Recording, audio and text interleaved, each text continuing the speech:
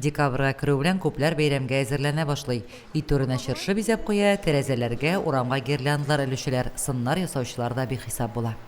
Ул ялканы безнең яңа елга олыларны, яшьләрне, балаларны күңел ачу өчен оештыралар.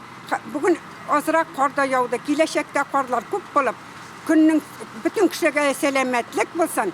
С приходом декабря мы наряжаем дома елку. Внуки радуются елке. Вот здесь мы с Любовью наряжают елку. Очень высокой, красивой будет. Bizimde yalkısı bir güdünçelikli biz yılda balalarını, anıklarını şuşundap gelip kürsətib alıp qaytabi яңа yıllar sizge, яңа oңuşlar getirsin, selamet bulağız. Тик быелгы кыш кары белән сөендермәялек. Шулай да бәйрәм яме биреп торсын дип, Үзәк мәйданда Пушкин урамында яңа ел чыршысы урнаштырылды. Бу эшне Мөслимнең төзекләндерү һәм яшелләндерү унитар предприятиесе егетләре башкарды.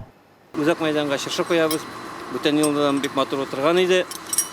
Үзебезнең балаларны куандыра. Быел да Алла бирсә, быел икенче төрле матурлык булыр дип уйлыйбыз инде. Чыршы кебек матур булып балкып торсын безнең яңа ел көнендә.